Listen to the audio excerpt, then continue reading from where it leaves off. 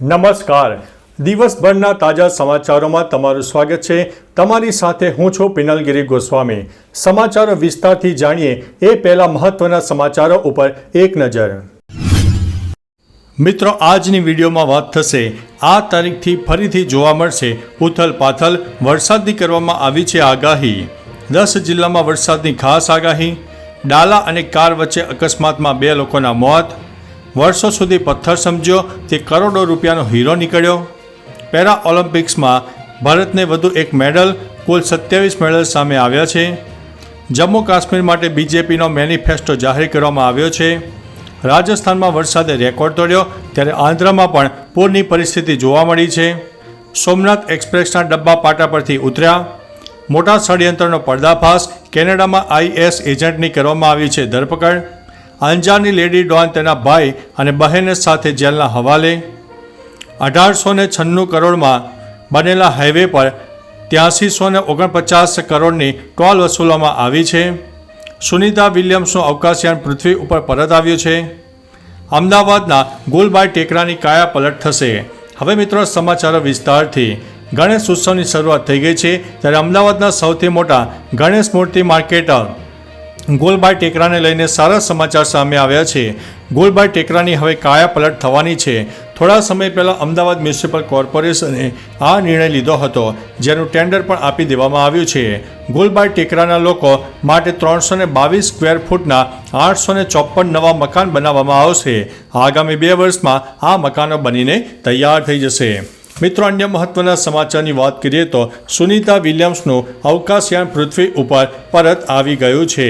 અવકાશયાત્રી Sunita Williams અને તેના partner bush વિલ્મોરને space station પર લઈ ગયેલું અવકાશયાન 3 મહિના પછી પાછું પૃથ્વી ઉપર આવી ગયું છે.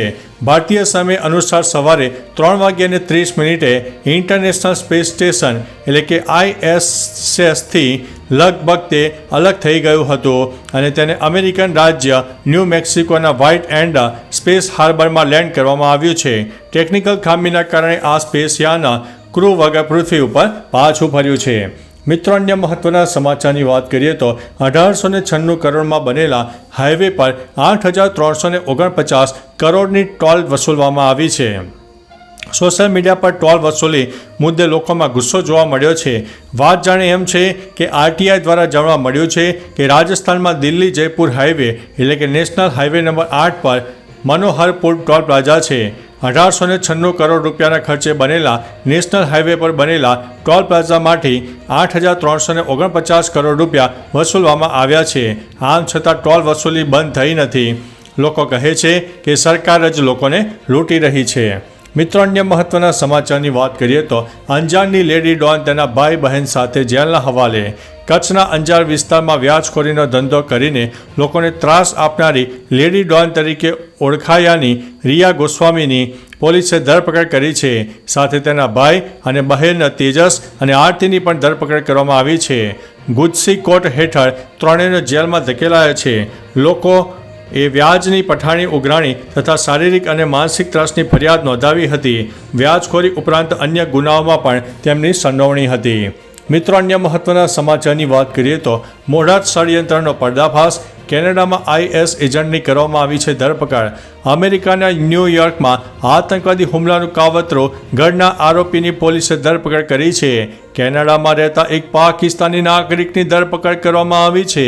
તેના પર Islamic State of Iraq and al Sham એટલે કે ISને સામગ્રી અને સંસાધનો આપવાનો પ્રયાસ કરવાનો આરોપ હતો. 20 વર્ષીય આરોપી મોહમ્મદ શાહજેબે ખાને 7 ઓક્ટોબરની આસપાસ ન્યૂયોર્ક શહેરમાં આતંકવાદી હુમલો કરવાની પણ યોજના બનાવી હતી. મિત્રો, અન્ય મહત્વના સમાચારની વાત કરીએ તો સોમનાથ એક્સપ્રેસના ડબ્બા પાટા પરથી ઉતર્યા. મધ્યપ્રદેશના જબલપુરમાં એક ટ્રેન અકસ્માત થયો હતો. સોમનાથ એક્સપ્રેસના 2 ડબ્બા પાટા પરથી ઉતરી ગયા હતા. માહિતી મળતા જ રેલવે અધિકારીઓ ઘટના સ્થળે પહોંચી ગયા હતા. આ ઘટના સવારે 5:50 બની હતી જ્યારે ટ્રેન પ્લેટફોર્મ પર પહોંચી રહી હતી. આ અકસ્માત સ્ટેશનથી લગભગ 150 મીટરના અંતરે થયો હતો. પશ્ચિમ મધ્ય રેલવેએ જણાવ્યું કે તમામ મુસાફરો સુરક્ષિત છે. લાઇન ક્લિયર કરવાનું કામ ચાલી રહ્યું છે. મિત્રો, અન્ય મહત્વના સમાચારની વાત કરીએ તો રાજસ્થાનમાં વરસાદે રેકોર્ડ તોડ્યો છે. આંધ્રમાં પૂરની પરિસ્થિતિ. રાજસ્થાનમાં વરસાદે 13 વર્ષનો રેકોર્ડ તોડ્યો છે, જેના કારણે અનેક ડેમ ઓવરફ્લો થઈ ગયા છે. તો ઉત્તરાખંડના ચમોલીમાં બદ્રીનાથ હાઈવે પર ભૂસ્ખલન થયું હતું. અડધો પહાડ તૂટીને રસ્તા પર પડ્યો હતો, જેના કારણે હાઈવે પણ બંધ થઈ ગયો હતો. તે જ સમયે આંધ્રપ્રદેશમાં છેલ્લા અઠવાડિયાથી સતત ભારે વરસાદને કારણે ઘણા જિલ્લામાં પૂરની પરિસ્થિતિ સર્જાઈ હતી, જ્યાં અત્યાર સુધીમાં 17 લોકોના મોત થયા છે. 6 લાખથી વધુ લોકો પ્રભાવિત થયા છે. મિત્રો, અન્ય મહત્વના સમાચારની વાત કરીએ તો જમ્મુ કાશ્મીર માટે બીજેપીનો મેનિફેસ્ટો જાહેર કરવામાં આવ્યો છે. જમ્મુ અને કાશ્મીર વિધાનસભા ચૂંટણી માટે ભાજપે મેનિફેસ્ટો જાહેર કર્યો છે, જેમાં કોલેજના વિદ્યાર્થીઓને દર વર્ષે 3000 રૂપિયાનું ટ્રાન્સપોર્ટ એલાઉન્સ આપવામાં આવશે. ધોરણ 10ના વિદ્યાર્થીઓને ટેબ્લેટ અને લેપટોપ મળશે. અમિત શાહે કહ્યું છે કે 5 લાખ નોકરીઓ આપવામાં આવશે. ઉજ્જવલા યોજનાના લાભાર્થીઓને દર વર્ષે 2 મફત LPG સિલિન્ડર આપવામાં આવશે. અટલ આવાસ યોજના દ્વારા ભૂમિહીન લોકોને 1 વીઘા જમીન આપવામાં આવશે. મિત્રો, અન્ય મહત્વના સમાચારની વાત કરીએ તો પેરા ઓલિમ્પિક્સમાં ભારતને વધુ 1 મેડલ, કુલ 27 મેડલ હાંસલ કર્યા છે. પેરિસ પેરામિલિકમાં ભૂતપૂર્વ સૈનિકે ભારતને ગૌરવ અપાવ્યું છે. પુરુષોની શોર્ટપુટ F57 ઇવેન્ટમાં હોકાટો હાતોજી સીમાએ 14.65 મીટરના થ્રો સાથે બ્રોન્ઝ મેડલ જીત્યું છે. આ સાથે ભારતે કુલ 27 મેડલ જીત્યા છે, જેમાં 6 ગોલ્ડ, 9 સિલ્વર અને 12 બ્રોન્ઝ મેડલ સામેલ છે, જે ભારતનું અત્યાર સુધીની તમામ પેરા ઓલિમ્પિક્સનું સૌથી શાનદાર પ્રદર્શન માનવામાં આવી રહ્યું છે. મિત્રો, અન્ય મહત્વના સમાચારની વાત કરીએ તો વર્ષો સુધી પથ્થર સમજ્યો તે કરોડો રૂપિયાનો હીરો નીકળ્યો. હીરાની કિંમત હીરાનો પારખનાર જ કરી શકે, જેની સાબિતી આપતી ઘટના રોમાનિયામાં બની હતી, જ્યાં એક મહિલા દશકો સુધી પથ્થરના ટુકડાનો ઉપયોગ દરવાજો બંધ ના થાય તે માટે સ્ટોપર તરીકે કરતી હતી. જોકે તે મહિલાના મોત બાદ તેને તપાસ માટે મોકલ્યો તો ખબર પડી કે તે પથ્થર નથી, પણ એમ્બેરનો ટુકડો એટલે કે ખાસ પ્રકારનો હીરો છે, જેની કિંમત 9 કરોડથી પણ વધુ હતી. મિત્રો, અન્ય મહત્વના સમાચારની વાત કરીએ તો ડાલા અને કાર વચ્ચે અકસ્માતમાં 2 લોકોના મોત થયા છે. તલોદના રસાસણ નજીક પિકઅપ ડાલાના ચાલકે રોંગ સાઈડમાં વાહન હંકારીને કારને ટક્કર મારતા અકસ્માત થયો હતો, જેમાં ગંભીર ઈજાના કારણે 2 વ્યક્તિઓના ઘટના સ્થળે મોત થયા છે. આ અકસ્માતમાં ચાલક ડાલો મૂકીને નાસી ગયો હતો, જે અંગે તલોદ પોલીસ મથકમાં ફરિયાદ નોંધાતા પોલીસે ગુનો નોંધીને તપાસ હાથ ધરી છે. મિત્રો, અન્ય મહત્વના સમાચારની વાત કરીએ તો 10 જિલ્લામાં વરસાદની આગાહી. હવામાન વિભાગ દ્વારા રાજ્યના 10 જિલ્લામાં વરસાદ પડે તેવી આગાહી વ્યક્ત કરવામાં આવી છે. સાબરકાંઠા, ગાંધીનગર, ખેડા, પંચમહાલ, દાહોદ, છોટાઉદેપુર, વલસાડ, ભાવનગર, અરવલ્લી અને મહીસાગરના અનેક જિલ્લામાં હળવો મધ્યમ વરસાદ થઈ શકે છે.